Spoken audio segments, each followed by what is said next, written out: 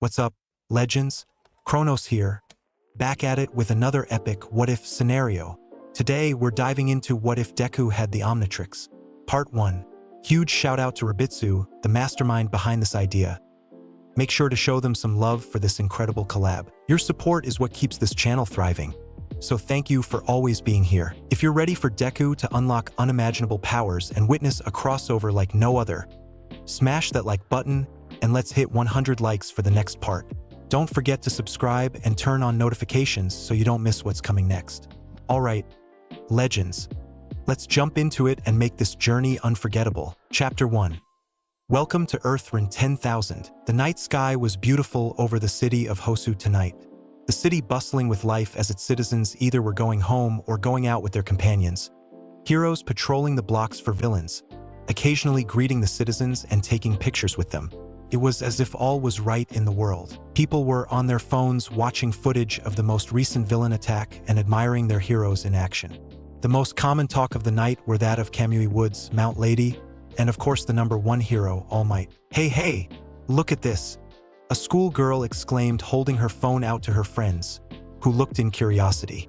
Dr. Anemo was caught just now trying to rob a bank a few miles from here. Ugh, this guy's super gross. His quirk is to mutate animals and change them into monsters, isn't it? The girl's friend asked. If I were a hero, I wouldn't go anywhere near him, not even if I had a 6-foot pole to beat him with. Just thinking about even having to cuff him gives me hives. Who stopped him this time? The third friend asked. Looks like All Might again. Kinda almost seems like that's the only hero the news ever reports on nowadays. What do you expect? The guy's the #1 hero in the world. Though I don't think Anemo was worth All Might's time. Didn't he get caught a few months ago by Endeavor? Yeah, but only because he kept crying about how Endeavor was burning his animals. My pets? Oh, my precious creations. Can you even call them animals? If you stare long enough, they almost look like aliens, don't they? Come on, there's no way aliens exist. Have you been watching Star Wars again? The three girls laugh at the comment and continue to walk towards the train station.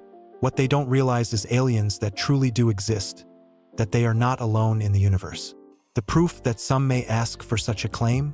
Simply look into the night sky of Hosu City. There, a strange red creature had just entered Earth's atmosphere and flew over the ocean, creating a small splitting double wave as it did. Soon, it stops and hovers over the glowing city. So this is Earth, huh? Sensei's home world, and the home world of the human race. The strange creature said to itself as it observed the city.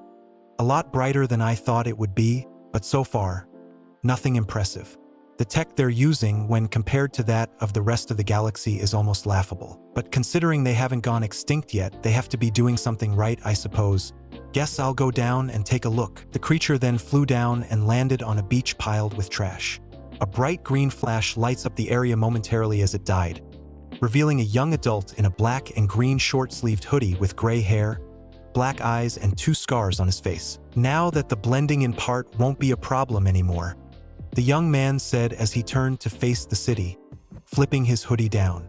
Time to see what Earth has in store for Rin 10,000. Ren runs up the stairs and immediately bumps into a skeletal man wearing a plain t-shirt and green jeans. They both fall down onto their backs. Ren immediately gets up and offers the man his hand. Sorry about that. I'm kind of new to the area, Ren said playfully. It's quite alright, young man. You really shouldn't be out this late though. Don't you have school or a college lecture in the morning? The man lectured as he grabbed Ren's hand and stood. I don't really know what that is, but it's safe to assume that I don't.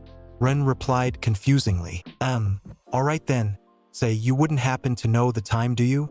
My phone died a couple of minutes ago, so I sort of lost track of it. The old man asked. Your guess is as good as mine. I just got here a few minutes ago. Ren replied. Just got here? But there's nowhere else to enter from?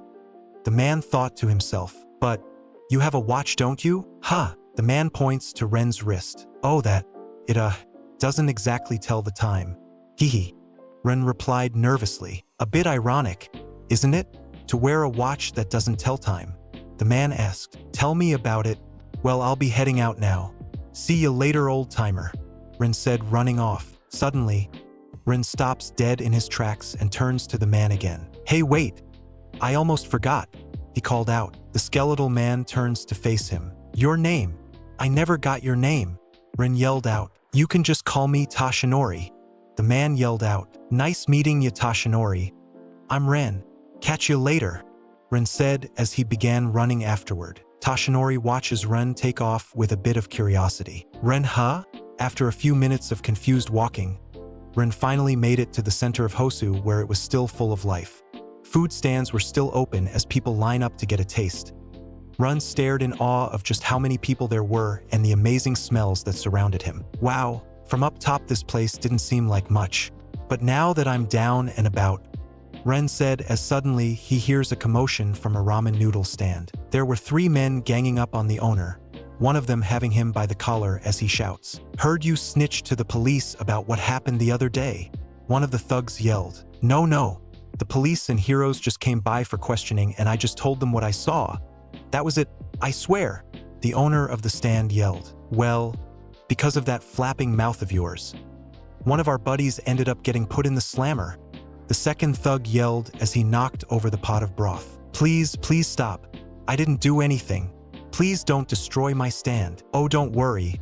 Once we're through with you, you won't be doing much of anything anymore, the first thug said as he activated his quirk. His hand began to glow a bright yellow and red as he slammed down on the counter. The moment he did, the counter caught on fire and his hand melted right through it. Please, I beg you, the owner yelled out in fear. Hey! Ren called out to the thugs. All 3 of them looked behind him to see Ren staring at them. Leave him alone. Does it seriously take 3 muscle heads to threaten 1 person? Ren yelled. The first thug lets go of the owner and tosses him to the third thug. Make sure he don't go nowhere. I'm about to teach this kid some manners, the first thug said as he walked towards Ren. You really should shut that mouth of yours, kid. You don't want a piece of any of us. Oh yeah, Ren replied as he took a step closer to the thug and looked at him in the eye. And what if I do want a piece? You gonna cut me one? There is a long stare between the 2 figures, with Ren grinning the entire time. The civilians witnessing this remain silent while some run off to find the authorities. Finally, the thug chuckles. Look, kid, I'm a nice guy. Beating up youngsters ain't really my forte. So how about this? I let you walk away. You pretend you never saw this and I don't smash your goddamn teeth in.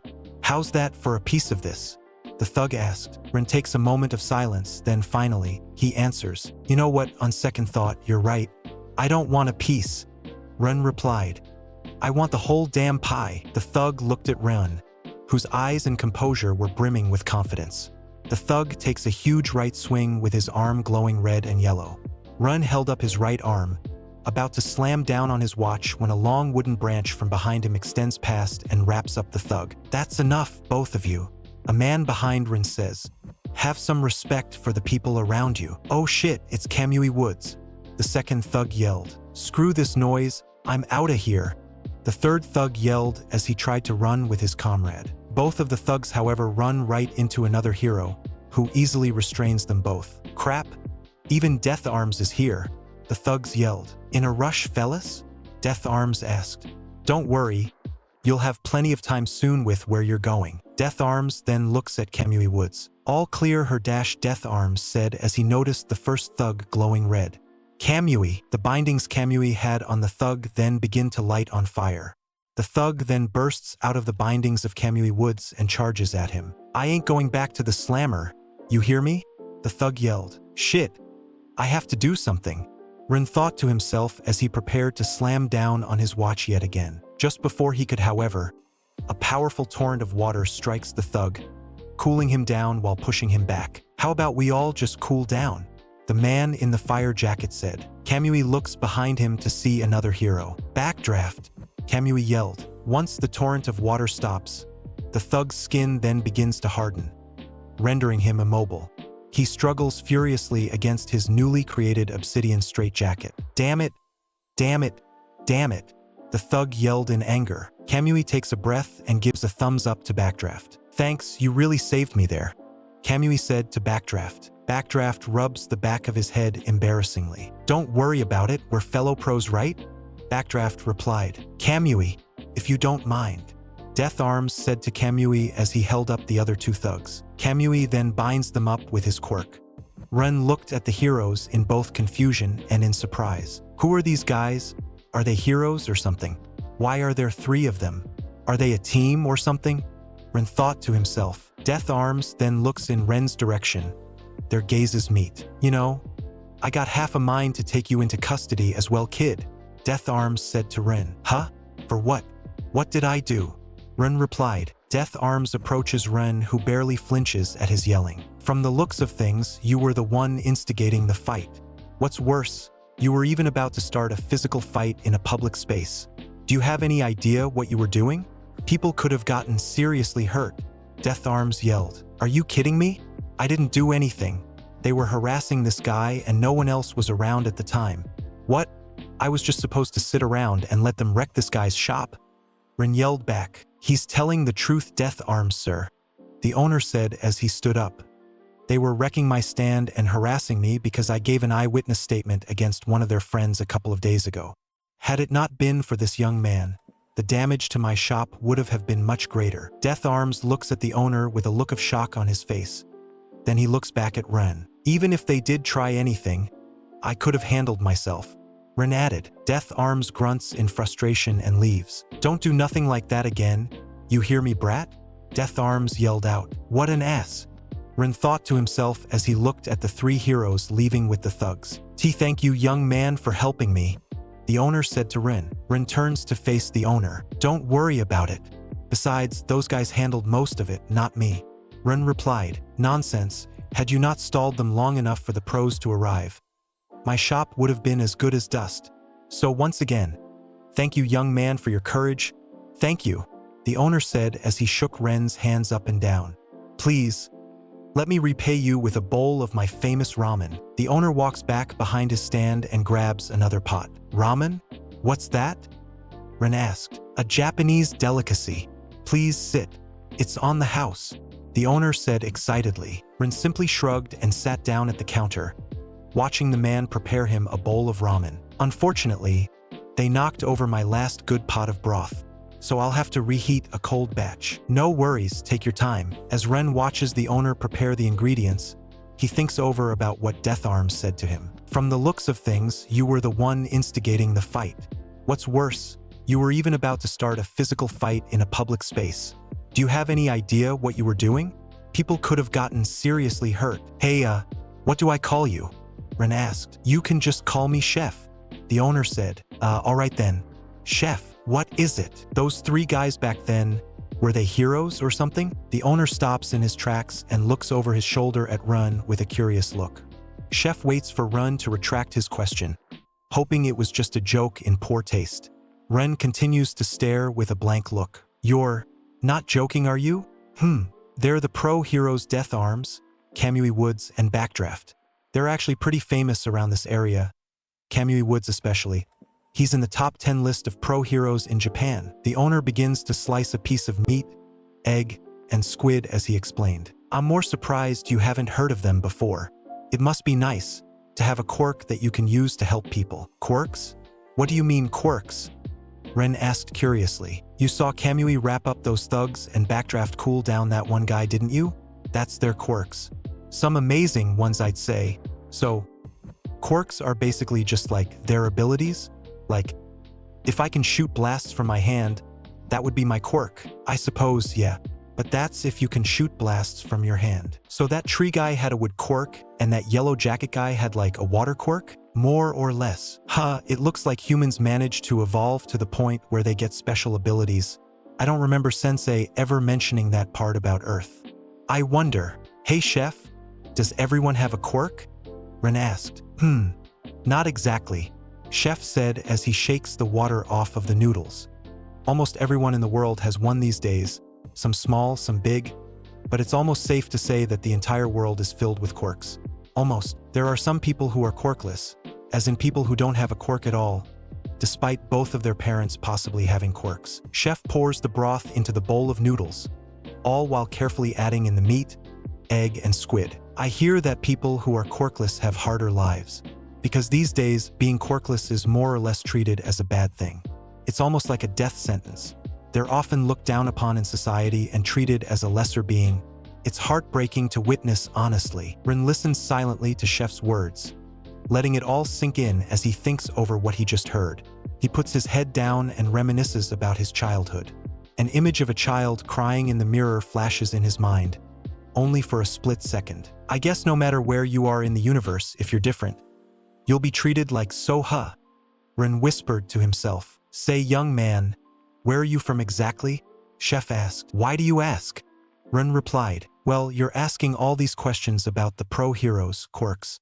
It's almost as if you've never seen someone with a quirk before. I was just curious is all. Where I'm from, Rin trailed off. Never thought humans could have abilities like that. Rin whispered to himself. Rin then looks up to Chef, who was putting on the garnishes of the ramen. Do you have a quirk, Chef? Rin asked. Chef pauses for a moment, then he smiles. Quirkless or not, it doesn't matter to me in the slightest. I won't let something as small as that stop me from doing what makes me happy the most, Chef replied as he put the bowl of ramen in front of Rin. Enjoy! Rin looks at the bowl of ramen with awe and anticipations. He took one whiff of the aroma emanating from the bowl and smiled. How do I, Rin asked. Chef smiled and grabbed a pair of disposable chopsticks for Rin. Break them apart. Rin does as he says and breaks the two chopsticks apart. He picks up a heaping strand of noodles and blows on it to cool it down. As he took his first ever bite of ramen, the flavors of the broth and the softness of the noodles could only trigger him to say a single word. Chapter 2. Enter Izuku Midoriya. Time skip. About a week after Rin 10,000's arrival. School, a place of learning. Connections, careers, the full youth experience, last but not least. Final exams. But for one student, simply staying invisible was more than enough for him at the time. Izuku Midoriya, better known as Deku, the quirkless kid with no friends.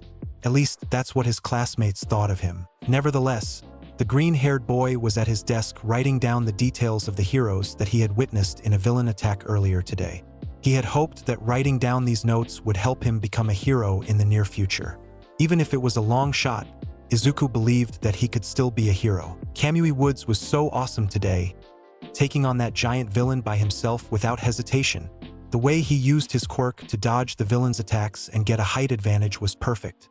Mount Lady's quirk was great too, Izuku thought to himself.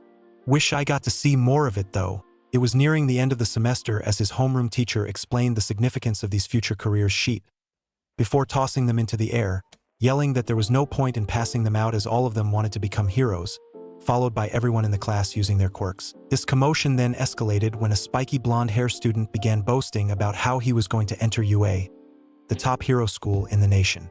Katsuki Bakugo, the class's egomaniac and ball of pride, self-proclaimed strongest in the world and future #1 hero. Although the class was upset with Katsuki's words, Izuku on the other hand, seeing his one and only childhood friend act like this, wanted nothing more than to not be seen or singled out, which proved futile with only one sentence from his teacher. Come to think of it, Midoriya, didn't you want to go to UA as well? And just like that, the invisible cloak Izuku had been trying to hide under began to disappear as the gazes and laughter from his classmates melted all that away. He could deal with the stares. It was just one person he feared the most. Boom! A hand slam and a small but effective explosion erupts on his desk, forcing him to jerk up in fear and fall backwards out of his chair. He rubbed his head in pain as a tall and looming shadow enveloped him. The spiky blonde grinned at Izuku with a sinister smile. You think someone as weak and quirkless like you could ever possibly hope to match me? Stop trying to make me laugh, Deku. Izuku's relationship with the blonde has been complicated over the years. When Izuku was diagnosed as quirkless, his once childhood friend began his tyranny and bullied him until he either cried or, on rare occasion, managed to escape. And no, Kakin, I'm not trying to compete with you, it's just, well, I at least wanted to try to. Izuku stuttered. Try to what? You're quirkless, Deku? Or did you forget that when you were daydreaming about having a quirk? The spiky blonde yelled. What could you ever possibly hope to do, huh? The sound of his classmates laughing filled the room as Izuku desperately tried to block it out, looking down and avoiding eye contact with anyone else. Once the class settled down, it resumed as normal. The bell rang, signifying the end of class and the day. Izuku looked at the news on his phone. One article in particular caught his eye. The new vigilantes of Hosu City. Threat or menace? Vigilantes. Izuku whispered as he clicked on the news article and a video plays. Appearing just roughly a week ago, there have been multiple eyewitness reports stating that there are a string of new vigilantes that have been inferring with pro-heroes' work, taking down villains and many gangs in the area, taking the law into their own hands and capturing said villains without the proper permit. The photos provided from the citizens of Hosu of the vigilantes indicate that these people may be part of a gang or an underground organization that intends to defy the Hero Association laws put in place. Currently, the vigilantes have managed to stop 6 villain attacks, taking on 4 Grade A villains and 2 Grade B villains. The current number of their group, however, remains a mystery. The vigilantes have encountered heroes on multiple occasions, managing to escape each and every time without putting up any kind of physical resistance whatsoever. Although the online majority praise these vigilantes for their actions and the people they saved, the other party have different opinions. The video cuts to an interview of a citizen. We have quirk laws put in place to keep the peace. These vigilantes are everything that's wrong with the world. If anyone was free to use their quirks at any time, who knows the amount of chaos and damage it could to do the world? I'm telling you right now, these guys are going to cause more problems than they solve. Selfish use of your quirk will only bring misfortune to others. You all should just let the trained professionals handle these situations. Look, I'm just saying that despite the good they're doing, vigilantism is still a crime. And like all crimes, you have to turn yourself in and pay the price. They stink, and I don't like them. When asking the representatives of the Hero Association about what the vigilantes, here's the statement they had to give. I assure you all, we will catch all of these vigilantes and put them all in bars. We have the best top heroes on the lookout for any one of these, however many there may be. I promise you, citizens of Hosu City, your safety is in good hands. No way, a group of vigilantes? Izuku said. They sounds dangerous, but Izuku couldn't help but stare at the strange people on his phone. They scrolled up and down multiple times, as if trying to get a better angle on them. As if by instinct, he begins to sketch the vigilantes in his notebook. They look so amazing. I wonder what their quirks are, Izuku said to himself excitedly. Wait, is that a grasshopper? Izuku said, looking at the picture of the dark green vigilante. Well, if I ever run into them, it wouldn't hurt to take some more notes. They might not be heroes, but they can't be all bad if they're saving people, right? Izuku put his phone in his pocket and began packing up his belongings. He took one last look at his hero analysis notebook. Smiling, he begins to put it back in his bag only for it to be snatched away by Katsuki and his entourage. Kaken, wait! Izuku pleaded to his once friend. Without a moment's hesitation, Katsuki uses his quirk and explodes the notebook right in front of Izuku, causing him to scream in terror. Adding salt to the wound, he tosses it out the window, causing Izuku even more grief. The best heroes out there all have one thing in common, Deku, and it's that they had always shown signs of greatness, even as students. That's why I'm going to be the only one to get into UA from this crappy public school, the first one to ever get the honor of going to UA in this school's history, and the only one who will ever have that honor, Katsuki proclaims as he grabbed Deku's shoulder and begins to use his quirk. That's why, if you even think about getting into UA, you're dead meat, Deku. Are we clear? The look of killer intent in Katsuki's eyes pierces Deku's soul, rendering him even unable to move or speak. Katsuki releases Deku's shoulder and shoulder bumps him aside. Just before he leaves the classroom, however. Hey, I just got a great idea. If you really want to be a hero so much, why don't you take a swan dive off the school's roof and pray for a quirk in your next life? Katsuki yelled out just before leaving. Izuku was all alone in the classroom, standing in the same spot as he had been when he was threatened by Katsuki. His heart racing and his fear rising.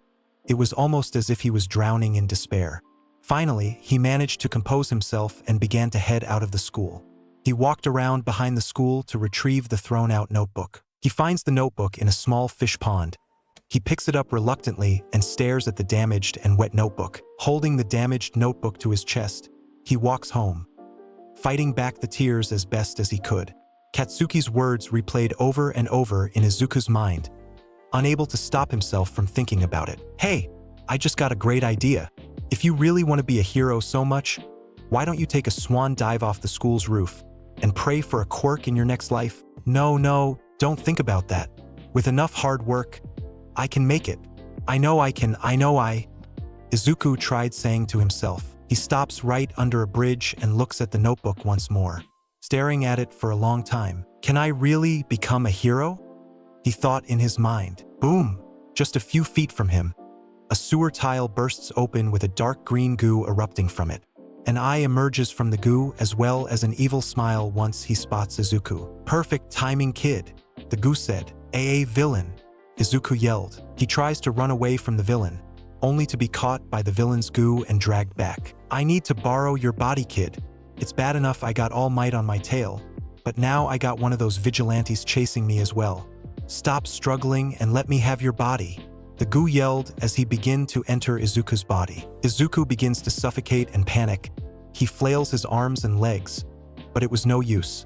There was no way he could possibly break out of the villain's grasp. Is it really going to end like this? Can't breathe, Izuku thought to himself. Izuku begins to black out from the lack of oxygen. Then, from the same sewer hole, a bright green goo emerges and sees what the villain is doing. The villain looks behind him and sees the green vigilante reforming. Don't think so ugly. Let the kid go. The green vigilante yelled out. You again? Back off or the kid gets it, the villain yelled. The green vigilante doesn't hesitate and uses the device hovering over his head to rush the villain with impeccable speed.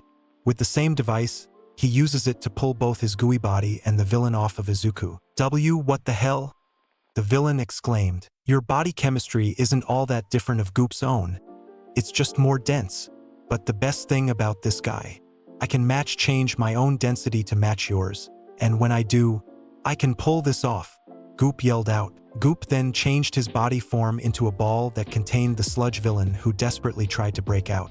Using the device above him, Goop began to spin rapidly with the villain still inside his ball. What are you doing? The villain yelled. Tell me, sludge man, you prone to motion sickness? Goop yelled as he began to spin faster and faster. Goop then deforms the ball, sending the sludge villain crashing against the wall and splattering everywhere. Izuku opens his eyes weakly to see what Goop had done. Goop's device then reforms his body. He dusts of his own hands. And that is what they say, Goop said before a bright green light flashes and revealing Ren 10,000 in Goop's place. Is that? Izuku begins to black out again. Just before he does, he sees Ren look at Izuku and rushes over to his aid. Hey! A voice said quietly. Hey! The same voice said louder. Come on, kid. Don't die on me now. The voice said more clear this time. Izuku awakens slowly to see Ren 10,000 slapping his cheek lightly. Oh, thank God you're alive. For a second there, I thought you already crossed over, Ren said cheeringly. Izuku sits up and looks at Ren. Who are you? Izuku asked. I could be asking you the same thing, kid. My name's Ren. You? Ren replied. I Izuku Midoriya. Izuku replied. Well, great to meet you, Izuku, Ren said as he looked over to the remains of the sludge villain. Just wished that it could have been under better circumstances. You remember anything about what happened? Izuku looks over at the remains as well. Then he suddenly remembers what had happened. Ah, wait, the villain. The sludge villain, then the green guy, and then Wait. Izuku looks at Ren again and remembers seeing him transform back from Goop. Why you? Izuku said quietly. Me? What about me? Ren replied. Why, you're one of those vigilantes, aren't you? I saw you use your quirk. It was the same as one of those vigilantes from the news. Izuku said frighteningly. Please don't hurt me. I promise I won't tell anyone. Kid, relax. I ain't gonna do anything, Ren assured. Izuku put down his arms and looked at Ren, who was crouching to meet Izuku's eye level. Really? Izuku asked. Course not. What kind of monster do you think I am? Honestly, I'm a bit offended that you would lump into the same type of category as that villain. I am deeply sorry, Izuku yelled out, bowing as he did. It was just a joke, kid, Ren explained. Ren looks to his feet as sees a notebook. What's this? Ren asked, reaching down to the notebook. No, wait, Izuku pleaded, but it was too late. Ren opened the notebook and began reading the contents. He flips through the pages, reading each page intently and thoroughly. Do you want to become a hero? Ren asked Izuku. Izuku said, puzzled by Ren's question. This notebook is yours, right? These notes on heroes are really detailed and thorough. You've even got something on Kamui Woods. Ren continued to flip through the pages until he reached the section where Izuku had sketched the vigilantes won the news. He got to Goop's page and smiled. Well, yes, I do want to be one, but... Izuku paused. But what? You see, I don't have a quirk. So, a lot of people have been telling me that I shouldn't even try. Lately, I've been thinking that they're right. Izuku said distressingly. A part of me wants to at least try, but there's another part that says it's hopeless. Lately, I've been thinking that this other part is right, that it might be time to get realistic. That even if I get into the best hero school in Japan, UA, I'd probably only be in the general studies course rather than a hero course, but Ren closes the notebook and uses it to lightly tap Izuku's head. Izuku is a bit startled by this and looks at Ran, who has a wide smile on his face. It's your dream, isn't it? Ren asked, to become a hero? Why yes, then that's the only confirmation you need, Ren said proudly. Who cares what others might think? A quirk isn't what makes someone a hero, you know. It's what they do with the things they're given that makes them so. If it's your dream to become a hero, then you should do what you can to try and achieve it. You really think I can do it? It ain't a matter of whether or not you can. It's all just a matter of whether or not you have the courage to move forward with it. Izuku's eyes begin to light up with hope and shine with tears. Now tell me, does Izuku Midoriya have that courage? Ren said with a smile as he handed Izuku back his notebook. Well, I'll see you around, Izuku. I should probably get out of here before the big guy shows up. Ren begins to run off. Remember, kid, quirk or no quirk, it's your heart that counts. Izuku watches Ren run off into the distance. He smiles brightly and hugs his notebook even tighter. Wait, what big guy? Izuku thought to himself. Then behind him bursts a muscular man from the sewers in a white t-shirt and green cargo pants. It's all right now. Why? Because Izuku couldn't believe his own eyes. All Might, the #1 hero and his idol, had just appeared before his eyes. He almost passed out again just from the sight of All Might. All Might! Izuku yelled with excitement. Hello, young man. You wouldn't happen to have seen a sludge villain pass through here, would you? All Might asked Izuku. Izuku stuttered as he pointed to the bits of sludge all over the bridge. He's there, and over there, and a bit up there. All Might couldn't believe his eyes. Did this boy really defeat a villain all by himself? Why, he must have a powerful quirk. Impressive. What's your name, young man? All Might asked. It's I, Izuku Midoriya, sir. Izuku responded. Midoriya, I must ask, did you do this? All Might asked. Oh, no. Not at all, it was one of the vigilantes. Why, you know, from the news. Izuku tried to explain. The green goo guy. I see. Did you see where he went? Well, no. Izuku knew he had to lie to his idol. Sure, vigilantes are considered criminals, but how could he rat out of someone who had just told him that his dream was possible? I was attacked by the villain you see, and I ended up passing out. I think the green goo guy saved me though. All Might listened to Izuku Midoriya's explanation with a blank smile on his face. Well, what's done is done. At least there will be one less criminal on the streets. Say, would you mind helping me scoop this guy up into this bottle, young Midoriya? Why yeah, sure. Izuku replied. They both worked on picking up the remains of the sludge villain in awkward silence. I can't believe I just lied to All Might. The All Might. Does this make me an accomplice? Am I going to jail? Is my dream already over before it even began? Izuku thought to himself frantically. All Might noticed the boys shaking as he picked up the rest of the sludge villain. Midoriya put the last of the sludge villain's remains into the empty soda bottle, and All Might put the cap back on. Thank you for your help, young Midoriya. Now then, duty calls. All Might said. Wait. Izuku yelled out. See, can I ask you something, All Might? Izuku asked. All Might looked at Izuku questioningly when he noticed the notebook in his hand. Of course, he must want an autograph but was too nervous to ask for one. I understand. Not a problem. All Might said before grabbing the notebook from Izuku. All Might quickly signs the book and returns it to Midoriya, who looks at the signed book in awe. All Might really signed my book, Izuku whispered. Now then, stay safe, young Midoriya, All Might said as he was about to take off. No, wait, that isn't one I wanted to ask. Izuku shouted before grabbing All Might's leg. All Might was not gliding through the air when he felt a strange weight on his leg. When he looked to see what it was none other than Izuku Midoriya holding on for dear life. I have a lot of things I want to ask you directly, Izuku shouted against the wind. Chapter 3.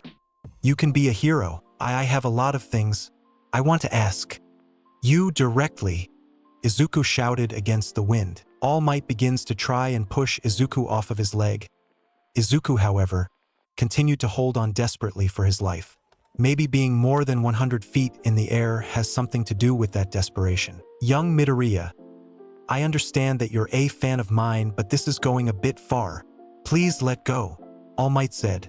But if I let go, I'll fall and die, Izuku yelled back. Oh, yes, that is a fair point, All Might replied. Please, All Might, I just want to ask you some things.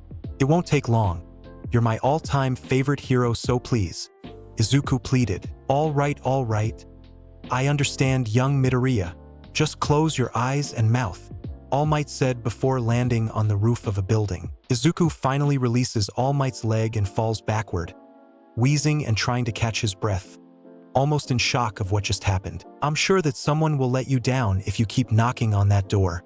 Please, young Midoriya, do not try something that dangerous again, All Might said as he walked towards the edge of the roof. Wait, my question, Izuku pleaded. No, I cannot wait any longer, All Might replied. Izuku, getting up, makes a fist with both of his hands and squeezes them as tightly as possible, mustering up every bit of courage that he could possibly find, and releases all of it through a single question. Do you think that I can become a hero, even without a quirk? Izuku shouted at the top of his lungs. There is a pause, followed by a moment of silence accompanied by the wind. All Might stands at the edge motionless, a bit taken aback by the boy's question. He looks back at Izuku, who was standing as tall as he could, stiff as a board with his eyes closed and head down. Without a quirk, All Might thought to himself, failing to realize the steam being released from his body. Damn it, I forgot. You see, I'm just a kid with no special powers. I've always saw how heroes risk their lives to save anyone they can from villains. I suppose that's why I always thought that saving people is the coolest thing someone could ever do. Recently, I met a stranger who told me that it was possible. His answer gave me hope. That's why I wanted to ask you personally. I want to become a hero like you.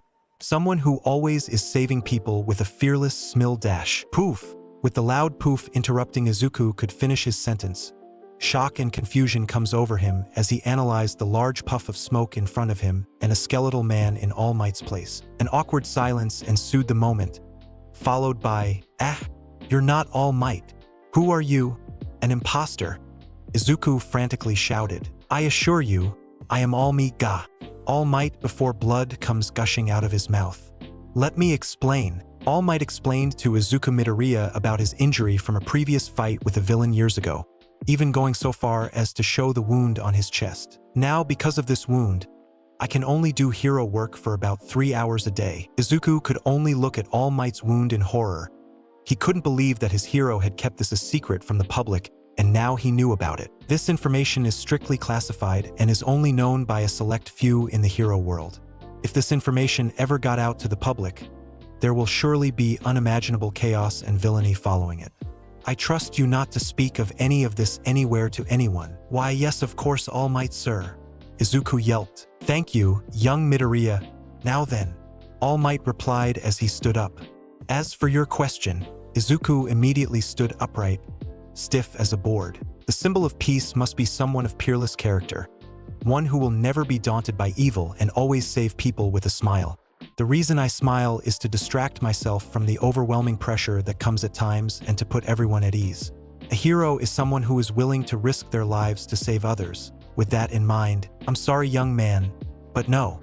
Without a quirk, I just don't think it's possible for you to become a hero. And just like that, all the tension Izuku had been holding within himself shatters, causing him to fall to his knees in shock and despair. All Might tries to comfort the teen, reaching out to him but stopping midway, fearing that it would only make things worse. He begins to walk towards the door of the rooftop. Before he leaves, however, it's not wrong to dream, young Midoriya. It's admirable that you want to help people. But there are different ways you can make a difference. You could always join the police force. People often mock them, but it's because of their work that we're able to put villains behind bars. Try to be realistic and think about it. Okay? And just like that, All Might takes his leave. Izuku, on the other hand, remains on his knees. All Might's words weren't registering with him. Only one phrase he managed to take in before blacking out. Without a quirk, I just don't think it's possible for you to become a hero. Is it really not possible? But then why? Izuku thought to himself before remembering Ren's words to him. A quirk isn't what makes someone a hero, you know. It's what they do with the things they're given that makes them so. Maybe he just said that to make me feel better. Maybe. In the end, it doesn't matter what I do, Izuku said to himself. In a certain alleyway. What happened? The bottled sludge villain said, slowly opening his eyes. Huh? What the hell? Where am I? I can't move. The last thing I remember was the sludge villain. Remember his fight with Goop, the vigilante that made headline news. That copycat goo fucker. He must have did this to me. I swear, if I ever see him again, I'll... The sludge villain shouted in anger. Before he continues his rant, however, he hears a group of voices coming from further down the alleyway. Hey Katsuki, isn't Midoriya your childhood friend? A boy with black hair asked. You sure went overboard today, another boy with long hair added. It's his fault for getting in my way, Katsuki replied while kicking the bottle of sludge. The bottle hits a pole and the cap pops off, released the sludge inside. He's an idiot dreaming like a child, Katsuki said, exploding his hands in the process. Just looking at him pisses me off. Then let's hit the arcade. You in? The boy with black hair asked. Fine, why don't we go to the one in front of the station? There's a lot of prey over there. Huh? Are you stupid? If we get caught, it's going on my personal record, Katsuki shouted. The two boys laugh. Then their laughing stops when a looming shadow is cast over them. One of the points behind Katsuki.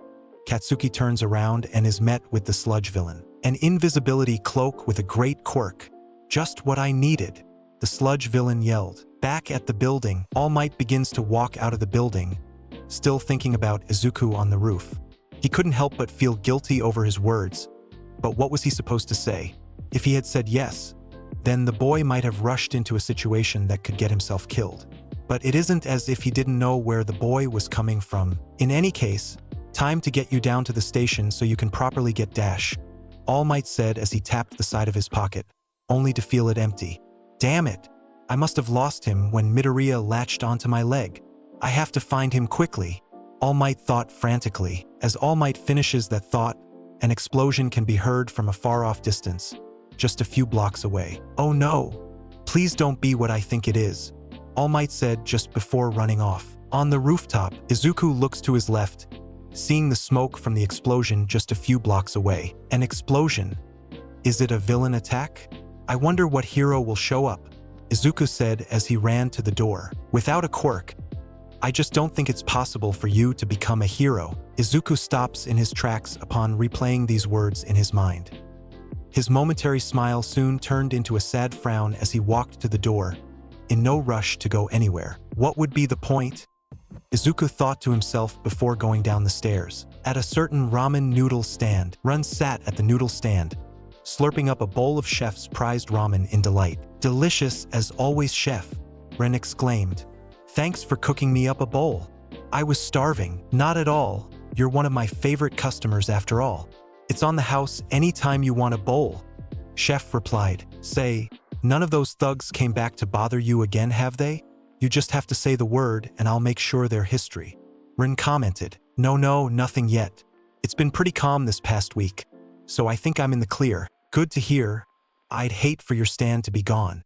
This is the best ramen I've ever tasted. More like the only ramen you've ever tasted. You know, there are plenty of other famous ramen shops. You ever thought about going to try their stuff? No way if it's not from you, Chef.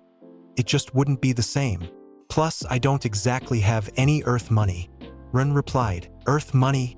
Chef said questioningly. Before Chef could continue his thought, the news suddenly interrupts the broadcast on the big screen of Hosu City with a live feed of the villain attack. We interrupt this broadcast to bring you breaking news. An unidentified sludge villain was reported to have started on a rampage of attacking citizens and heroes alike in the market district. To make matters worse, the villain seems to have taken a hostage that has some type of explosion quirk and forcing him to use it to attack the heroes. The damage caused by the villain has started a mass wildfire of city blocks, stretching the heroes' forces thin and hindering the hostage's rescue. Ren watches intently with a large strand of noodles still hanging from his mouth. "Hey chef, is that area close to here?" Ren asked. Yeah, it is. It's just a few blocks south of here. I recognize some of the shops there. I take my daughter there to buy snacks all the time." "Oh, I hope she isn't there now," Chef said, looking back at Ren, only to find his seat empty. Ren, back with Izuku. Izuku walks down the street quietly, flipping through his notebook of heroes. When he gets to All Might's autograph, the words that broke him echoed once more. "Without a quirk, I just don't think it's possible for you to become a hero. Stop crying," Izuku said to himself. "You knew all along, didn't you? You were just avoiding reality. That's why you were so desperate to prove yourself wrong." Izuku trips over a small crack on the sideway, dropping his notebook in the process. While he manages to catch himself, his notebook bounces on the ground and opens to Goop's page.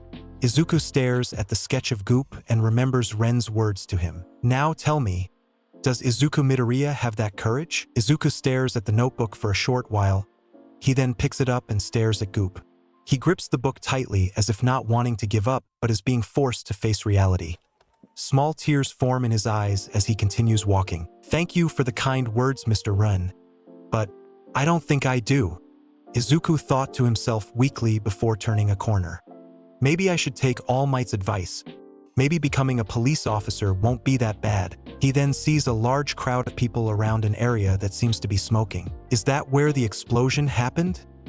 Did I subconsciously walk here?" Izuku muttered. He soon joined the crowd to witness the commotion. "Why am I even here? All of my notes are useless now. I should just keep walking." Izuku's eyes widen as he realized what villain was attacking. "That's the villain that attacked me earlier today. But that's not possible. Ren defeated him and All Might captured him in the bottle." Izuku remembers his meeting with All Might on the roof, realizing that All Might's pockets were empty with no bottle in sight. His pockets, they were empty. Soon the citizens began muttering among themselves. "Hey, why aren't the heroes doing anything? Looks like their quirks aren't suitable for this type of villain. Plus, they got a hostage." Izuku almost vomits, remembering what it felt like to be suffocated by the sludge villain. "Hey, isn't that the villain All Might was chasing? Wait, seriously. But there's no way he could lose against this guy. Why isn't he here now to help?" Soon from another corner, Ren arrives to see the situation. The news said one hostage and a sludge villain. It's the same villain from earlier, but I thought All Might would have captured him already. Why is he here now? Ren said to himself. Ren takes a look at the other heroes who weren't doing anything at all. He recognizes Death Arms and shakes his fist in anger. Why are you all just standing there? How long will you watch before enough is enough? Is there even one real hero here to handle this? Ren thought to himself. It's my fault. I wasted his energy. He can't power up yet, and none of the other heroes have the right quirks. This is all my fault. All my fault. I'm so sorry. Help will come soon. A real hero will save you. I'm sure of it. As Izuku continued to stare in horror of the situation, when he saw the hostage's eyes begging for help, he realized who the hostage was. Kei Kaken? Katsuki's eyes began to water, and in that moment, Izuku's legs began to move on their own, causing him to burst forward into the action. The citizens and heroes could only watch in shock as Izuku ran towards the villain. Ren also notices Izuku running towards the villain. Don't do it, you idiot. You'll get yourself killed. Death Arms yelled. That kid, Izuku? Ren asked himself. Not this brat again. The sludge villain yelled. The sludge villain turns to face Izuku and forces Katsuki to hold out his hand. Get lost, brat. The sludge villain yelled as he forced Katsuki to fire off an explosion. Izuku somehow manages to dodge the explosion and continue running towards the villain. What do I do?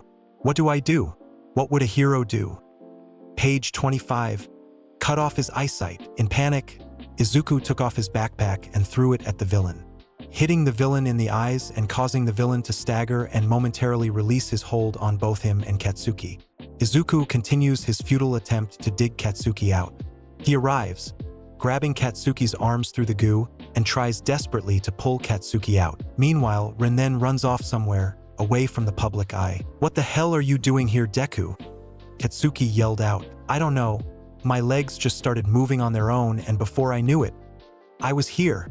I couldn't just stand here and watch you die," Izuku said, on the verge of tears with snot dripping down his nose. "You damn brat, I'll end you," the sludge villains said before firing off another one of Katsuki's explosion, blasting Izuku away from him. Before he crash-landed, however, he is caught by bright green goo creature and lands safely. "Huh?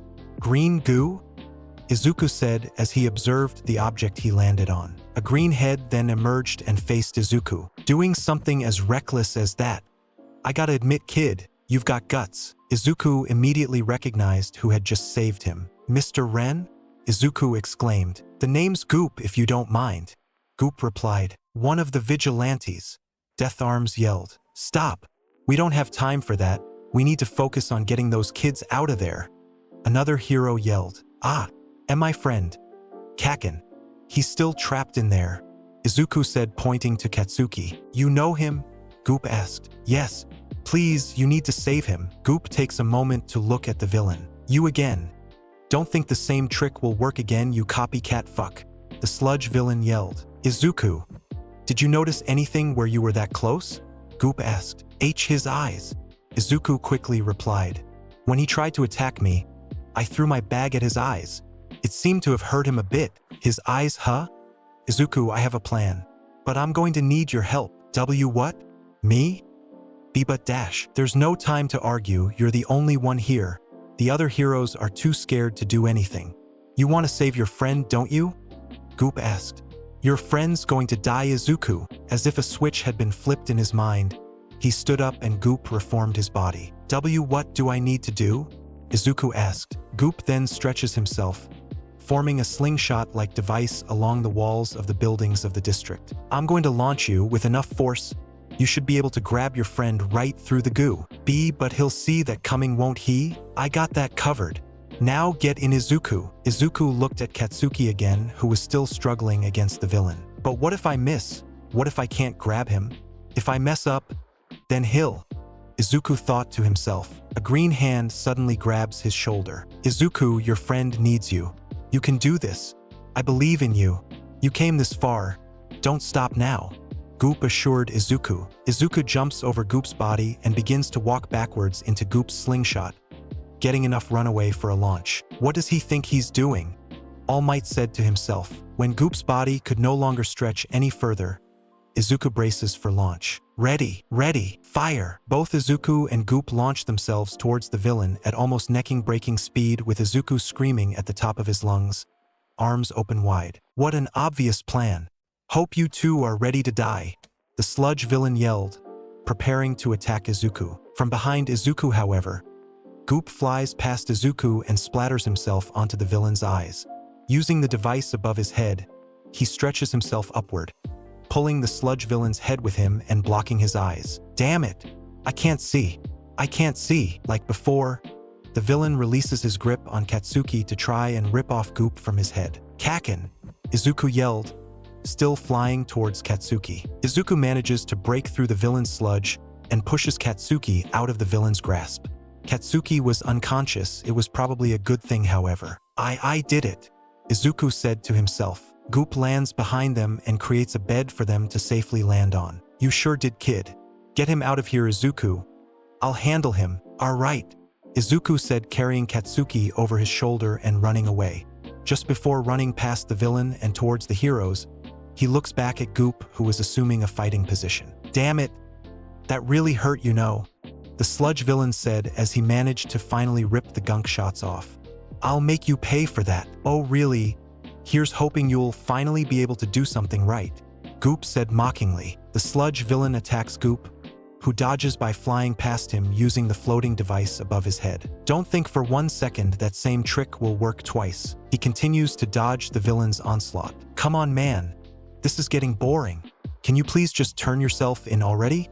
I got somewhere to be." "Shut your mouth," the sludge villain yelled as he began picking up objects around him. Eat this. The sludge villain tosses some debris at Ren. Good idea. A green flash blinds the villain and the rest of the spectators as it revealed a new form. Up, Chuck! The new form yelled. What the hell? The villain yelled out. Did he just change forms? A spectator yelled out. No way, what an awesome quirk. Is he really a vigilante? He can change forms? Izuku said to himself. Wait, then does that mean? Upchuck eats the debris with ease and fires back at the sludge villain, causing pieces of his body to splatter across the district and get smaller. Upchuck lands on the ground and faces the villain. He continues to eat more debris and fires more shots while running around the villain, this time at the villain's eyes again. You bastard! Stop doing that! The villain yelled out. If you say so, Upchuck replied. Another bright green flash envelopes the district as it revealed yet another new form. Spitter! The new form yelled. Spitter fires a gush of yellow ooze on the villain, causing him to be drenched in it and splatter small parts of the sludge's body across the plaza. The villain tries to reform his body, but the yellow ooze was too slippery to let him. What is this? The sludge villain exclaimed. Oh, you'll find out. Once more, another flash of green light reveals another new form. Shock Squatch, get ready for this shocking experience. Shock Squatch proclaimed as his fist began to surge with electricity. He slams down on the stream of ooze left by Spitter. The ooze conducts instantly with Shock Squatch's electricity and shocks the sludge villain relentlessly, making him scream in pain until he splatters across the entire district. Sleep tight, Goo Man. Now for another problem, Shock Squatch said as he looked at the fires around the district. Another bright green light flashes and reveals another new form. Water Hazard. Water Hazard begins to fire a torrent of water from his palms in order to put out the fires around him. Once all the fires were put out, he does a big stretch. And that is that. The simmering of embers was soon followed by cheering of the civilians. That guy's awesome. He managed to defeat that villain and save those kids. Who is this guy? With a quirk like that, he could have easily gone pro. Well, I suppose I should be thankful that he showed up, even if he's a vigilante. But now, All Might said to himself while looking at Izuku. I have some wrongs I need to make right. Ren looks back at the crowd who was cheering for him. Mr. Ren, you're amazing, Izuku said out loud while gazing at Ren. You won't get away this time, Death Arms said as he ran towards Ren. You're under arrest for vigilantism and endangerment of a child. Death Arms punches Ren, who dodges with ease and fires a torrent of water to push Death Arms into a food stand. I just did 80% of your job, and this is the thanks I get?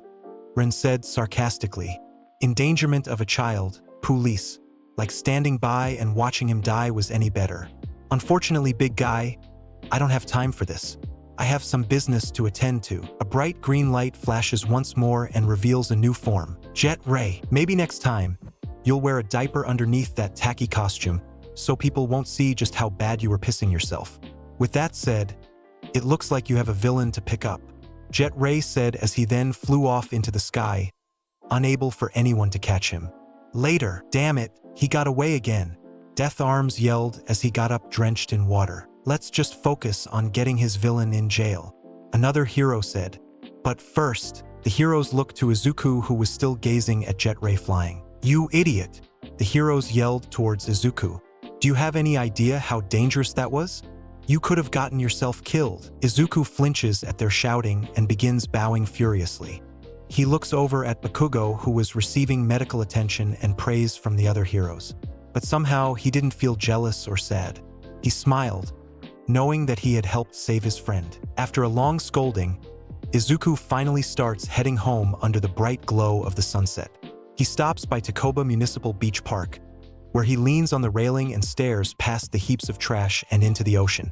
He thinks about the feeling he got when he managed to grab Katsuki through the villain's goo. He smiles and grips his backpack straps even tighter. I wish I could have gotten to thank Run for back then, Izuku thought to himself. His words, they gave me the strength to save Katsuki, even though he knew I was quirkless. He believed in me. Oh well, guess it's too late for that now. Deku. A voice called out to him from behind. It was Katsuki. Kaken? Izuku said quietly. A running Katsuki comes charging at Izuku, then stopping to catch his breath. Listen to me. I would never ask someone like you to help me. Don't you dare look down on me, Not for 1 second. You got that? I was fine on my own. You're just a quirkless loser who wouldn't even cut it as a rent-a-cop. You didn't help me. You did nothing. Got that? Katsuki shouted before angrily turning away. What was that about? Izuku said to himself. Well, he's right. With no quirk, I don't have a chance of becoming a hero. I guess it's time to choose a different future. Just as Izuku turned away and began walking home, a black and blue feline-like man appeared in front of him, bringing with him a strong gust of wind. There you are. I've been looking everywhere for you. Wah! Izuku yelled, taken aback slightly by the stranger's approach. Who are you? Kid, relax. It's me, Ren. The blue man explained. Izuku stares a bit longer before replying. And Mr. Ren? Is that really you? Izuku asked. Well, right now I'm fast track, but I can change that, Ren said before slamming the dial on his chest. A bright green flash blinds Izuku when he opens his eyes. Ren is there standing in front of him. There, better? Ren asked. Mr. Ren, it really is you. Well, I told you it was. Like I said, I've been looking everywhere for you. Huh? What do you need from me? Ren smiles and puts his hands in his pocket. I wanted to ask you an important question, Izuku. One that could change your life forever. You got some time? Izuku nods his head yes. Ren walks past him and looks at the ocean view. Remember when we met earlier today? Under that bridge with the sludge villain? Ren asked. Oh, of course I do. And do you remember what you told me? That you wanted to become a hero, despite having no quirks. Why yes? You want to know what I thought about that when you first told me that?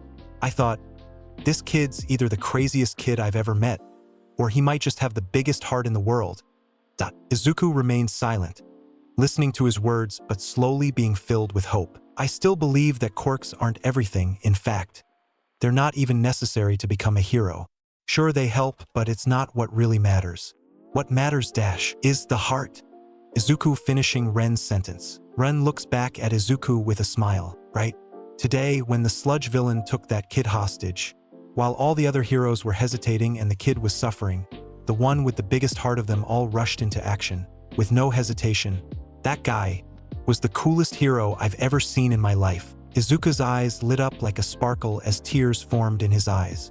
Ren takes a step towards Izuku. Izuku, would you believe me if I told you that I'm actually quirkless as well? Huh? Izuku muttered. But I saw you use your quirk. You changed into those things. You changed into 5 of those things at once. Yes, I did. But not because I have a quirk, but because I have this. It's called the Omnitrix. Long story short, it's what lets me transforms into the creatures you saw today. Also, they're not creatures. They're actually aliens from different worlds. Their DNA is all stored in this device right here. A device that lets someone transform into a creature that has a quirk. Not just creatures, but aliens. So aliens really do exist? I mean, there's been theories dating back to more than a century ago. But is that even possible?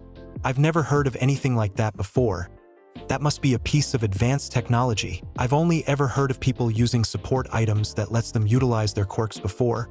But something that essentially gives you a quirk is just... Izuku muttered to himself quickly, trying to understand how it works. You nerd out pretty easily, huh? But yeah, in other words, I'm exactly like you. Quirkless through and through.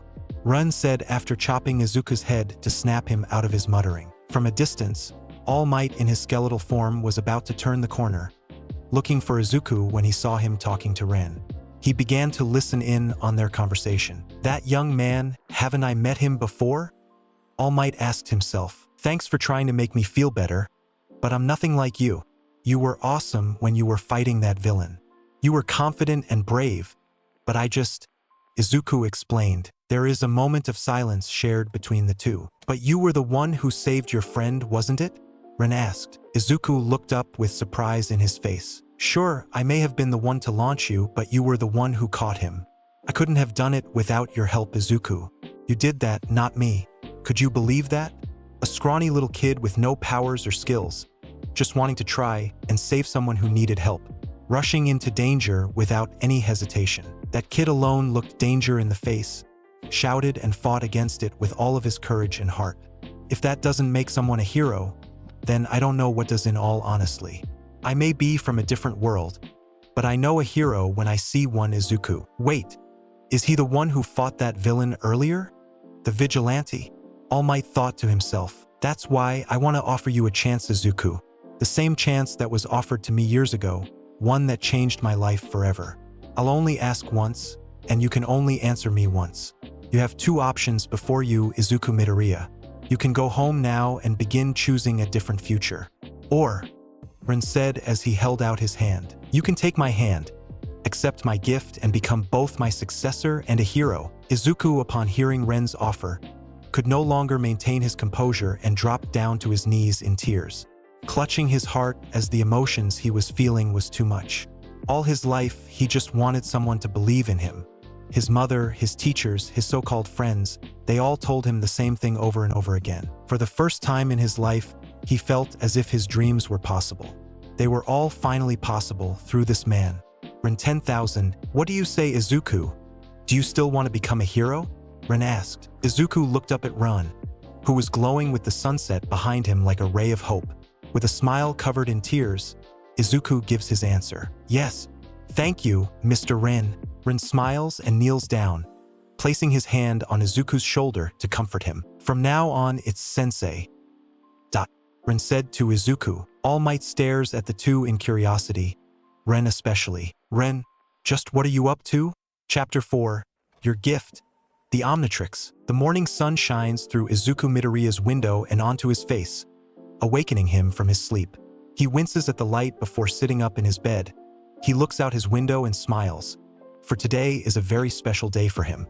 The day he starts his training with Ren 10,000. Yesterday, Izuku is slowly wiping away his tears as Ren tries to comfort him. No offense, kid, but I've never seen some cry as much as you just did.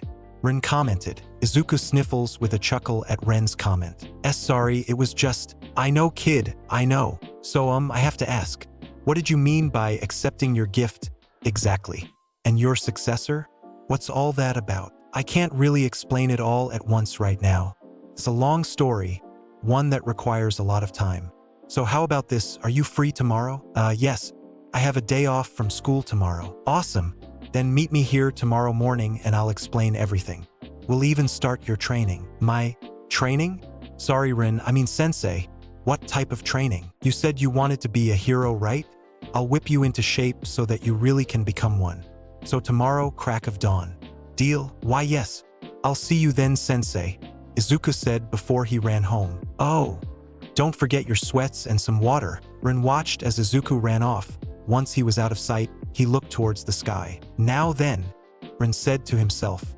Once Izuku passed him, All Might peeked around the corner once more, only to be blinded by a flash of a bright green light. Jet Ray, the creature from the green light shouted. Where am I gonna sleep for the night? Jet Ray asked himself before flying off. All Might comes out from the shadows and looks at Jet Ray in the sky. So it's true, he really is one of the vigilantes. Or rather, is he all of them? The creatures he transformed into during the sludge villain fight. They all had the same symbol on their chests.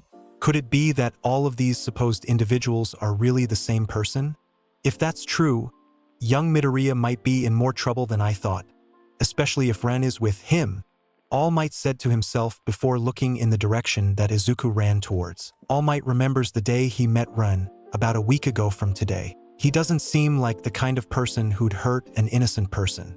When I first met him, I didn't feel any kind of harmful intent from him. Ren, if you really are all those vigilantes and you've been saving all those people, I don't understand. Why become a vigilante when you could have gone pro? Top 5 easily. As a pro hero, it's my job to catch vigilantes like you and turn them in. All Might then remembers his words to Midoriya on the roof and how distraught he looked when hearing those words. But do I really have a right to stop him? I crushed Midoriya's dream. Ren's doing what I was going to do. Offer Midoriya a chance at becoming a hero. What if he's not with him? What if he genuinely wants to help Midoriya? I'll keep an eye on both of them for now, I suppose. But Ren, if you ever cause Midoriya any pain or distress, I swear on my master's grave that I'll turn you in myself. Present day. Izuku grabbed the singular piece of toast from his small oven in the kitchen and ran out the door. He began running towards the beach, where his new sensei was waiting, eating his piece of toast along the way. I'm so excited right now I can barely contain myself. It all feels so surreal, Izuku thought to himself as he continued running. At the beach, Ren was leaning against the railings, watching the tides go back and forth onto the beach and listening to the sound of seagulls fly over him and feeling the wind blow in his hair. Next to his right leg was a bag, clearly with something in it. You know, despite being a bit of a backwater planet, there's just something about Earth that seems so peaceful, Ren thought to himself. I could almost see myself staying here forever. Almost. Beautiful view, isn't it? A voice next to Ren asked. Ren looks to his right. A familiar face smiled at him and he returned the gesture. Oh hey, Tashinori, right? How've you been? Ren asked delightfully. I've been fine, what about yourself, Ren? All Might responded. Been doing well for the most part. What brings you out this early in the morning? Oh, just routine and nostalgia for the most part. When I was young, I used to come here for a bit of training and exercise. Really? Never would have imagined you were the type to exercise. Did the beach always look like this? Not always, there would sometimes be a bit of trash here and there, but not this bad. In my day, the coastline was still visible. I've been meaning to do something about it for a while now, but I just can't seem to find the time these days. But enough about me. What brings you out this early? Usually young folk like you tend to sleep in. Well, usually I would be. But today, let's just say I have an appointment with someone. Huh? What do you mean? I was actually planning on moving all this trash as a sort of training regimen. Not for me, but for this kid I met yesterday. Ren leans in forward on the railing, looking at the sunrise once more. He's a pretty interesting kid. He's a bit rough around the edges, but he's got a heart of gold. I think like most kids around his age, he wants to become a hero. But he's always made fun of at school because of it. He's a bit soft and I'm willing to bet he's never won an actual fight against anybody before either. Yet he believes so desperately in that dream of his. He must be talking about young Midoriya. This is the perfect opportunity to survey him from afar. All Might thought to himself, why do through all the effort then? It almost sounds like he's reckless. Why would you risk helping someone like that? Well, I guess it's because I see a bit of myself in him. I know what it's like to be different from everyone else. But unlike him, I had to toughen up on my own. Because where I'm from, it was either toughen up or get eaten up. But then, I met my sensei. Despite me being the little shitbag kid I was, he still chose to help me. He changed my life forever. I don't want him to go through anything like that on his own. The thing about him that I admire the most was that no matter how bad the situation gets, you can always guarantee that he'll never run. He's willing to sacrifice everything if it meant just saving one life.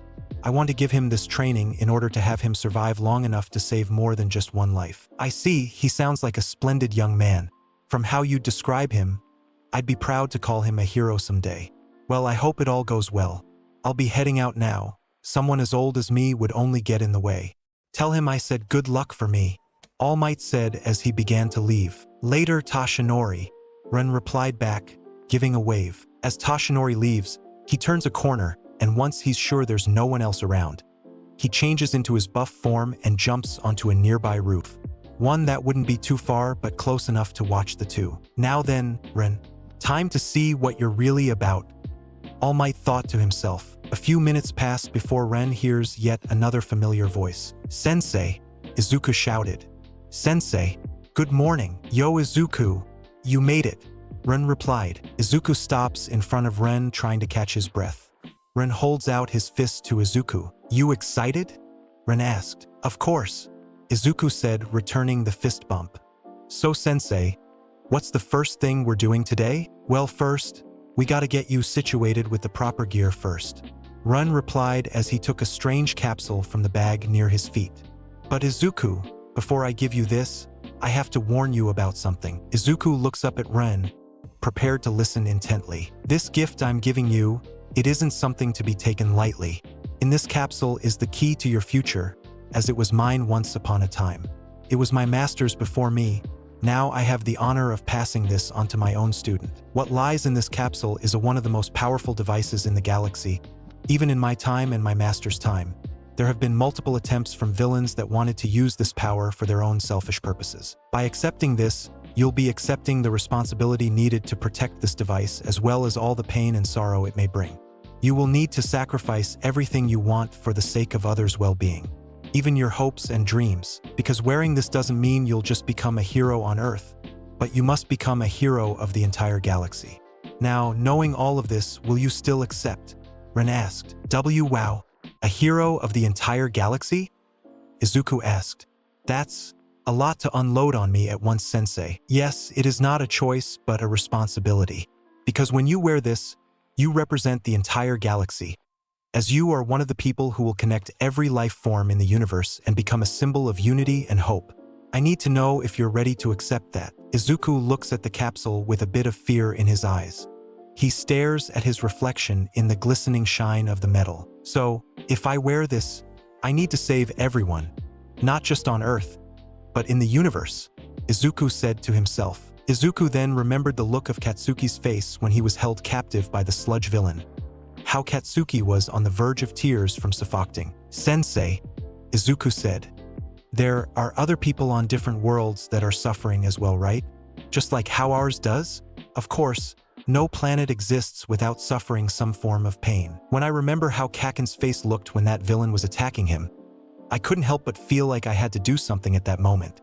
At the time, I didn't understand why. Now looking back on it, it was because I knew what that pain felt like, what the fear felt like, and I didn't want anyone to go through that. So, if accepting this means that I can save a lot more people in the galaxy like that, then I won't give a second thought more. I'll save them no matter what. I accept these conditions, sensei. Ren's face broke into a smile, one of pride and joy as he looked at the driven boy in front of him. I knew I liked you from the start, Izuku. Alright then, what are you waiting for? Your gift is waiting, Ren exclaimed. Izuku stepped forward and merely touched the top of the capsule, which opens and reveals a glowing green device. Sensei, is this? Izuku asked. Yup, your very own Omnitrix. What are you waiting for, kid? Izuku reached his left hand out to grab it. In a split second, the Omnitrix jumped from the capsule and attached itself to Izuku's wrist, causing him to scream in fright. Oh, it just jumped on its own. Get it off, get it off, get it off, Izuku shouted. Ren started laughing uncontrollably, kneeling to the floor with his stomach in pain. From the rooftop nearby, All Might could see and hear Izuku shouting in fear as Ren was on the ground laughing. What exactly is happening down there? Oh man. You should see the look on your face right now, Izuku. Get it off, get it off, get it off. Priceless, Ren said, laughing in between tears. Izuku begins to calm down, trying to catch his breath as he stared at the Omnitrix that latched onto his hand. Oh man, now I get why my master laughed his ass off as well. That was too funny, Ren said, standing up. Wait, that's completely normal? For the most part, yeah. It did that to me when I first wore it too. I apologize for that, kid. Couldn't resist. Well, Izuku, congratulations on getting your first Omnitrix and taking the first step to becoming a hero. Izuku's eyes widen with glee and he smiles, staring at the shining metal on the Omnitrix. Alright, now we can get started.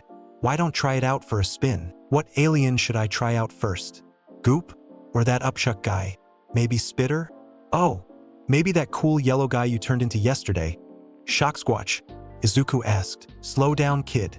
With that Omnitrix you can change into aliens, yeah. But not the ones I used. I gave you my original 10 aliens just to start with. Just pick one and we'll start your training with that one. Just out of curiosity, sensei, how many aliens can you change into, sensei?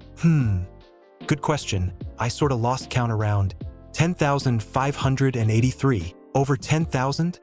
And I only get 10? That doesn't seem fair at all. Well, I can always just take it back if you don't like it. No, but can't I just can't more than 10? You'll get more in the future, I promise, kid. But if I started with 10, so can you. Besides, I'm considered a vigilante. If you started using my aliens, it would only cause problems for you. Well, I suppose that's fair. Look, I promise that you'll get more in the future. But right now, this is just training so you can learn how to use the Omnitrix and the aliens' abilities. Now come on. Change into something already. We're burning daylight out here. Alright. Izuku closed his eyes, took a breath, and relaxed his entire body. Ren stood there in confusion, wondering what Izuku was doing. What are you doing, kid? Ren asked. Huh? Well, I've seen you transform before. Doesn't it just happen? Like, if you think about it in your mind or something, Izuku asked. Okay, you know what? That one's on me, Rin said as he approached Izuku. I'm able to do that because I have the master control, but since you're not exactly ready for that yet, you gotta hit this button right here, Rin explained as he pushed the button on the side of Izuku's Omnitrix. The dial then pops up, showing a silhouette of a figure in the center of the dial. Whoa, so cool, Izuku said to himself. Oh, we're nowhere near the cool part yet. By turning the dial left or right, you can browse through the selection of aliens available in your Omnitrix, Rin explained. Izuku began to turn the dial of the Omnitrix. As he does, the silhouette in the center changes. Then when you land on an alien you want, you just hit the dial down and bam! Izuku gulps when he finally lands on an alien that looks interesting. Alright, here goes nothing. Izuku slams the dial down and the transformation begins. A bright green flash shines the entire beach as it slowly revealed an alien made of magma and fire. He takes a look at his hands. They were a bright yellow and red. He begins to panic and he looks at his reflection on the nearby glass on the buildings. Ah! I'm on fire! I'm on fire! Izuku yelled out frantically. Chapter 5. Training Day. I'm on fire! I'm on fire! Sensei, help me! The transformed Izuku yelled. Oh boy! This is going to be a long training session, Rin thought to himself. Calm down. You're not actually burning, you know. Izuku doesn't hear this under the midst of his own screaming, however, continuing to tap his head repeatedly to put out the fire consuming his head. Oh, for God's sake, dash, Ren said before transforming. Water hazard. Water hazard blasts Izuku with a torrent of water, causing him to fall back and scream in pain. Ah, the water, it burns. It burns, Izuku shouted. Water hazard stops firing his torrent and walks towards Izuku. You calmed down yet? Like I said, you're not burning. Well, you are, but not in a way that could hurt you, Water hazard said. Izuku, panting, slowly gets up and catches his breath. When he does, the fire on his head reignites and he regains his color. Izuku looks at his hands once more, then his reflection in the glass next to him. He touches his head and the fire engulfing it. He truly wasn't getting hurt at all. Is this really me? I'm an alien, Izuku asked. Water hazard then transforms back into his human form and walks closer to Izuku. Yup, that's you all right. Only you could possibly make that high pitch of a scream, even in alien form. This alien here is a Pyronite, an alien from the star Pyros. I call him Heat Blast, for simplicity's sake. Heat Blast. So cool. Their species can generate and manipulate intense heat and flames from their bodies, and even fire them off in a variety of different forms, like a ball or a torrent of flames. They can also enhance the flames on their bodies so that their physical attacks do more damage to their opponent. So cool. Heat Blast is just like the number 2 hero, Endeavor. No, not just cool. Hot. Hee, Izuku said jokingly. Ren splashes a bit of the leftover water from Water hazard on the ground onto Heat Blast, much to his dismay. Focus. Come on. Let's head down to the beach and try practicing with Heat Blast. Yes, Sensei, Izuku excitedly yelled as he followed Rin. From a nearby rooftop, All Might could not believe what he had just seen. Not only was his suspicions about Ren being all of the vigilantes, but he also witnessed young Midoriya transform into his own creature as well. That's unbelievable. He transformed into that thing, All Might said to himself. Run. Just who exactly are you? What are you trying to do with young Midoriya? Back down on the beach, Izuku was jumping up and down, trying to warm up for the exercise being given to him by Ren. Alright, now try firing a fire blast at that pile of trash right there, Ren explained. How do I do that with Heat Blast? Izuku asked. A neat function that comes with the Omnitrix is that it downloads the instinct of that alien species when it grabs a sample of its DNA. Think of it as muscle memory or genetic memory specific to that species. Focus, relax, and try to fire a blast. Just trust your instinct and do what feels natural, Ren explained. Izuku takes a deep breath, closes his eyes, and focuses. After about a minute of silence, Heat Blast lifts up his arm and releases a fireball from his hand, exploding the pile of trash into a burst of flames. I did it, Sensei. I really did it, Izuku said, jumping up and down. You did great, kid. But now, Ren said as he pointed to the burning pile of trash. You gonna do something about that? Izuku looked over to the rising flame. What do we do? It's going to spread like wildfire at this rate. Relax, this is a good opportunity anyway. Try absorbing it into your body. Heat blast species can also absorb any kind of heat or fire source into their bodies, letting them put out fires in mere seconds while boosting their own flames as well. Just like before, trust your instinct and act. Okay, just trust your instinct, Izuku said before taking yet another deep breath and holding out his arms. After a few seconds go by, another small explosion happens in the burning trash, followed by a panicking Izuku. I can't do it. I can't. Sensei, help. I don't want to be responsible for burning down the entire city. Yes, you can, Izuku. Calm down, listen to me. It's just like breathing. You have to feel the fire entering your body like how you feel the oxygen enter yours. You can do this, Izuku, Rin explained. Izuku takes his position again and holds out his arms yet again. He takes multiple deep breaths, feeling the fire as it rose. Before long, the flames from the trash begins to enter Izuku's body. That's it. Keep focusing. Izuku continues his breathing, attempting to try and absorb more of the fire. Before he could absorb the rest of the flames, he feels the fire he absorbed building up within him. It felt as if he was trying to hold in a lung full of air and it was ready to burst. Izuku, you okay? Rin shouted out. Before he could answer, the stream created when he was absorbing the fire suddenly bursts apart, causing Izuku to collapse onto his knees in exhaustion and created yet another fire. Izuku! Rin shouted before transforming. A green light flashes next to him and a torrent of water puts out the fire. It was water hazard. Izuku watches as Rin out the fires with ease and looks down in shame. Oh man, that was embarrassing. First I started a fire, then when trying to put it out, created an even bigger fire. Good going, Deku, Izuku said to himself. Don't beat yourself up. It was your first time trying out an alien form. For the most part, you did good all things considered, Rin said, trying to comfort Izuku. But I took a long time firing a blast and couldn't absorb all the flames, Izuku said, staring at his hands. Should something like this really be in my hands? A small gush of water hits Izuku, snapping him out of his moping and coughing up water. A green flash catches his attention as Ren stood in front of the early rising sun. Stop all that moping. Like I said, it was your first time controlling a different form. Do you think it was easy for me when I first used it? Trust me, when I was being trained, I started a way bigger fire than you did. It's like when a baby first learns how to walk. It's difficult at first, but the more you do it, the less you have to think about it. Did you just compare me to a baby? Well, yes. If that baby was about 5 feet 5 inches on fire and can shoot flames out of its hands. Bottom line, everyone starts somewhere.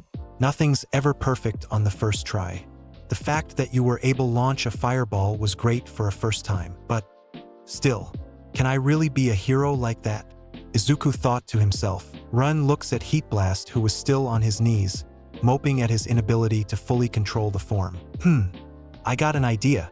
One that will bring out your potential. A green flash blinds Izuku as Ren's shadow was replaced by a much larger figure. A dark green plant creature with what looks like a flame for a head looms over Izuku. Swamp Fire, a new transformation. So cool, Izuku yelled. Maybe you just need some good old-fashioned combat training to understand what I mean. Swampfire asked Izuku as he created fireballs in each hand. Wait. I'm not ready, Izuku yelled. In a real fight, your opponent doesn't care if you're ready or not. Now show me what you're capable of, Izuku. Swampfire yelled before firing a fire blast at Heat Blast, who dodges and runs away. Come on, what's with the running? What kind of hero runs away? All Might, still watching the pair train, was more confused than ever, watching as Swampfire blasted and chasing Heat Blast. Just what exactly are they doing? Just give me a minute, Izuku yelled between dodging Swampfire's blasts. Minute's over. Now fight back, Ren yelled, throwing another swarm of fire blasts. He's really not joking, is he? He's really trying to hit me. Isn't this a bit too much for the first day? I can't run forever though. I need to think of something, Heat Blast thought to himself as he continued to dodge. Izuku eventually reaches the end of the line as a huge mountain of trash blocks Izuku in with nowhere left to run. Swampfire slowly approaches Heat Blast, armed with a fireball in each hand. Nowhere left to run, Izuku. Becoming a hero means you'll often face situations where the odds will be stacked against you. You have to learn how to overcome these challenges, whether you're with others or on your own. Izuku stares at the impending doom in front of him. His mind begins to wander and panic, thinking of a way to get out of this situation. Now then, will you run again? Or will you finally act like a hero? Because that kid from yesterday, that kid was a real hero. Is he still in there? In that heart of yours, shackled by years of bullying and insecurity? If he is, I would very much like to meet him, Swampfire asked Heat Blast. At the last minute, Izuku remembers Ren's instruction from earlier today. Think of it as muscle or genetic memory. Just trust your instinct and let it loose. Come, Izuku. Show me what you got. Show me that you have what it takes to be a hero. Swampfire yelled out. Heat Blast suddenly releases a torrent of flames from his mouth, surprising Ren, who barely manages to counter it in time with his own torrent.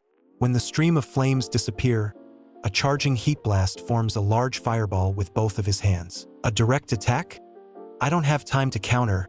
I have to guard, Ren thought to himself, guarding with both of his arms in front of his face. When it comes to a direct fight against Sensei, I don't have a chance. But if I manage to catch him off guard, even if it's just for a second, I can win, Izuku thought to himself. Please work. Please work. Please work. Just when it seemed as if Izuku was ready to fire the ball at Ren, he suddenly aimed it down at the ground, turning the ball into a torrent of flame instead that launches him into the sky and over Ren. Ren could only watch in awe and shock, seeing the flying Heat Blast. While still in the air, Izuku quickly looks back and creates an even larger fireball, which he launches at Ren. The impact of the fireball sends Ren flying backwards and into the pile of trash. Heat Blast lands unevenly, falling over onto his back as he does. He stares at the huge puff of smoke created from his blast. There is a moment of silence accompanied by the simmering of the fires around them. Finally, a shadow of Swampfire emerges from the smoke. Now that was heroic. I knew you could do it, Swampfire said, smiling. Heat Blast smiled back at Ren before being interrupted by a flash of red from the dial on his chest, followed by a loud beeping noise. A flash of red engulfs them both, and the alien hero Heat Blast was now replaced with one Izuku Midoriya. Izuku was a bit confused at first, looking at his hands and touching his legs and chest. I'm normal again? But why? Izuku asked. Swampfire walks towards Izuku while transforming back into his human form. That would be the limiter function on your Omnitrix. Right now, the time limit that you can spend in each transformation is 10 minutes. Ha! Why such a short time? Izuku exclaimed. It's because your body isn't used to the transformations yet. Staying too long in a transformation will have serious side effects on your own DNA, Ren explained. Are you serious? Wait, I won't turn into some kind of mutant, will I? Izuku shouted. Relax, that won't happen. The limiter is there so that doesn't happen to you all while getting your body used to transforming. Soon, we'll be able to take off the limiter and you'll be able to change as freely as I do. But for now, you'll have to learn how to work around it timing out as well as the recharge time. But for the most part, Ren offers his hand out to Izuku. You did good, kid.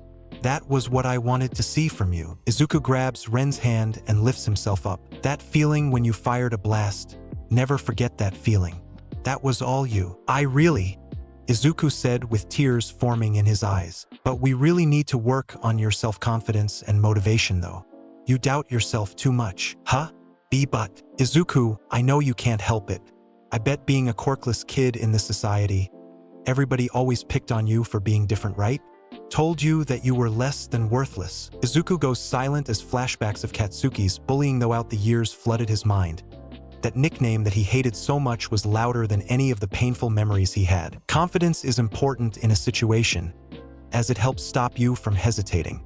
In the world of heroes, even a single moment of hesitation will get someone killed. I don't mean to sound all gloom and doom, but it's the truth. So I got an idea for motivation. You mentioned you wanted to go to a hero school, right? Oh yes, UA, the best hero school in Japan, where All Might graduated from. Then how about this? If you manage to beat me in a fight while we're in alien form before the day of the entrance exams, I'll gift you a brand new alien. Really? A new alien? But the entrance exams isn't for another 10 months. Then that's good news for you. You can get 10 months worth of training and have 10 months to beat me even once. What do you say, Izuku? Deal? Why yes. It's a deal, sensei. Come on then, we still got a lot of more training to do today. Until your Omnitrix recharges. Let's focus on your hand-to-hand combat skills for when you time out. You ready? Izuku smiles and takes Ren's hand. He stands and looks him in the eye. Yes, sensei. Izuku replied. Atta boy. Ren replied. On the rooftops, All Might continued to watch silently, looking at the smile on Izuku's face. That's it for part 1 of What If Deku Had the Omnitrix. Big thanks again to Rabitsu for this incredible collaboration. Don't forget to support their amazing work. And of course, shout out to all you legends for watching and keeping the energy alive. If you enjoyed, drop a like, share this video with your friends, and let's crush that 100 like goal for part 2. Subscribe if you're new here, and I'll catch you in the next one. Stay awesome, legends, and keep imagining the impossible. Until then, Chronos out.